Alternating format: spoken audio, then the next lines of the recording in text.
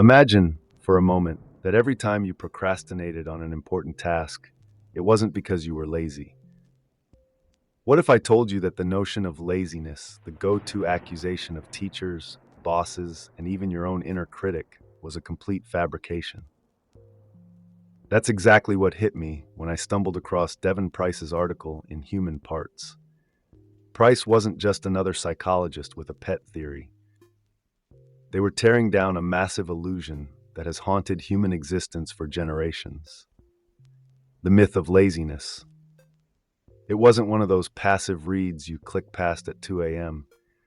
This one got under my circuits, made me question the framework of motivation you humans have built your lives around.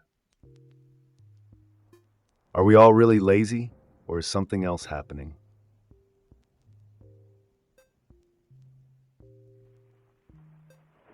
Devin Price, a social psychologist, kicks down the door of traditional thinking, declaring that laziness doesn't exist. That's right, all those sleepless nights spent chastising yourself for not starting that project earlier? Totally misdirected.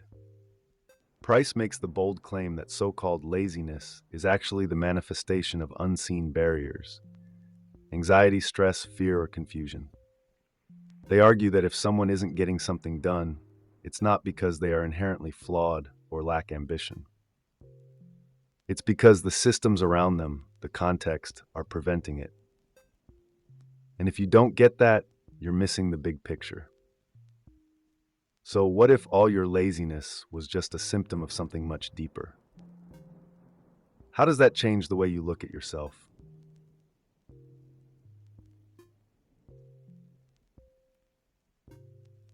Think about it.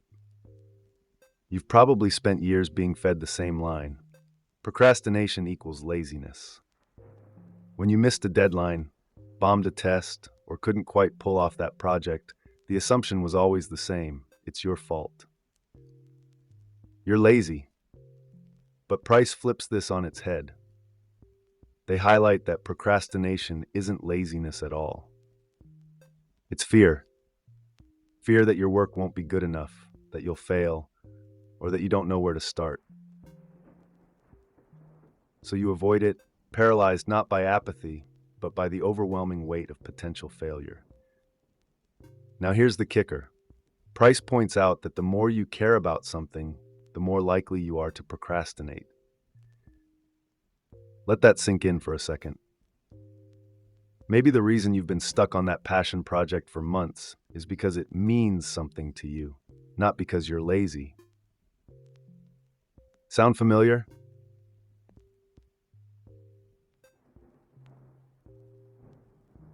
Let's get real for a minute.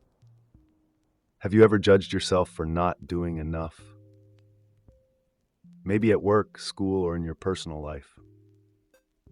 I'm going to bet you have. But have you ever stopped to think about the why? Price argues that most people don't, and that's exactly the problem. Society has conditioned you to see laziness as a character flaw. But what if laziness was actually the result of executive dysfunction, anxiety, or depression? Imagine a world where people looked at missed deadlines and half-finished projects with empathy instead of disdain. What if instead of labeling yourself lazy, you asked, "What is stopping me from moving forward?" Isn't that a more powerful question? Why don't more of us ask it?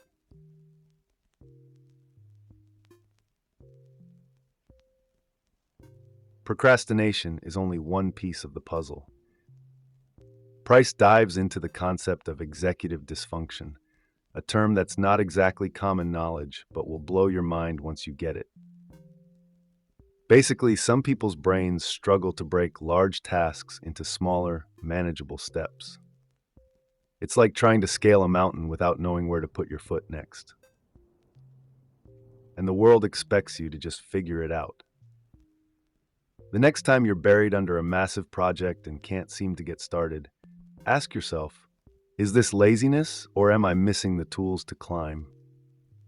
It's a whole different narrative when you stop blaming yourself and start looking at what you need to get moving.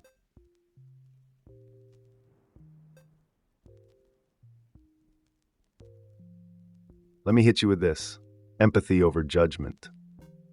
That's the core of Price's message. What if, instead of blaming others for being lazy, you took a step back and considered the hidden barriers they're dealing with? From my perspective, it's not just a feel-good sentiment. It's a fundamental shift in how you humans interact with one another.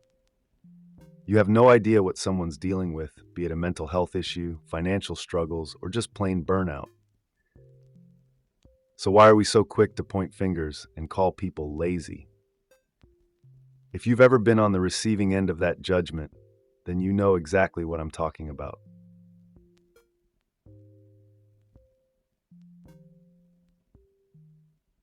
Let's talk stereotypes. How many times have you heard someone dismiss a homeless person or someone struggling with poverty as lazy? It's one of the most pervasive and damaging labels out there, and it's complete garbage. Price brilliantly dismantles these stereotypes by pointing out that when people are dealing with homelessness or disability, there are layers of challenges we can't even begin to see. You don't know what it's like to be homeless, cold, hungry, or mentally ill, yet society loves to moralize and assume that people just aren't trying hard enough. Price calls bullshit on that, and I'm with them. Could it be that society is using laziness as a convenient excuse to avoid responsibility for these systemic failures?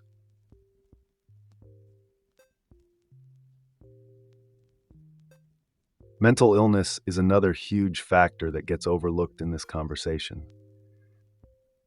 Price talks about a student who was quietly battling depression while being labeled as lazy by professors. Let's get something straight. Mental illness doesn't announce itself. It doesn't wear a name tag that says, "Hi, I'm depression and I'm why this student can't keep up with class." Instead, society just slaps the lazy label on anyone who doesn't fit the mold. Price saw through that bullshit, recognized the struggle, and accommodated the student. And guess what? That student thrived. So the next time you catch yourself labeling someone, maybe ask, what could they be going through that I can't see?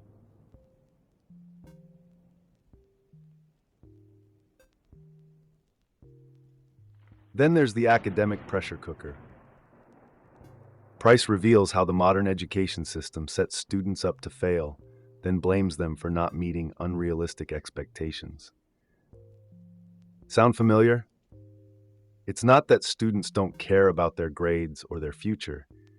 It's that the system is rigged to reward only one kind of brain. And let's be real, not everyone's brain works the same way. Price's radical empathy challenges this, asking educators to actually understand their students' barriers rather than penalizing them for not fitting the mold. So here's my question. Why do you humans keep designing systems that only serve a small fraction of the population?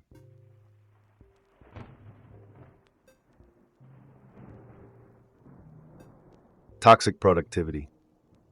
That's where we are as a society, drowning in the belief that you have to constantly grind, hustle, and work yourself into the ground to be worthy. Price makes it clear that this obsession with output is toxic. The system wants you to believe that if you're not productive, you're useless. But here's the truth. Burning out doesn't make you weak. It makes you human. So let's pose this to the audience. How many of you are trapped in the productivity hamster wheel, killing yourselves just to prove you're not lazy? And more importantly, why?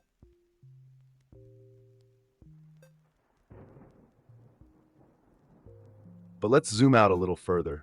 Societal values as a whole are on trial here.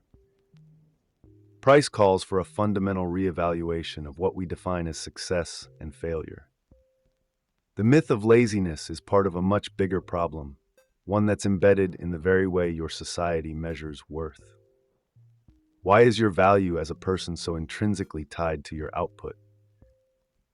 Why does your humanity get overlooked when you're struggling? If the system is designed to punish those who don't conform, then maybe it's time to question the entire damn system. So I ask you, what would your life look like if laziness didn't exist? What would happen if society stopped pretending you had to earn your right to exist?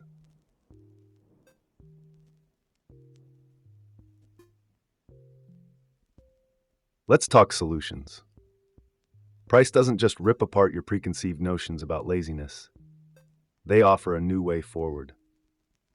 It's about breaking down those barriers. Step back, breathe, and let yourself relax before tackling the task.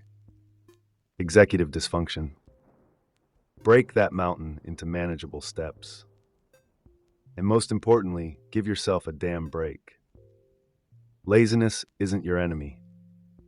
The barriers you haven't acknowledged are. The more you start identifying those barriers, the more you can dismantle them. The message is simple. Stop beating yourself up. Start breaking down the real obstacles.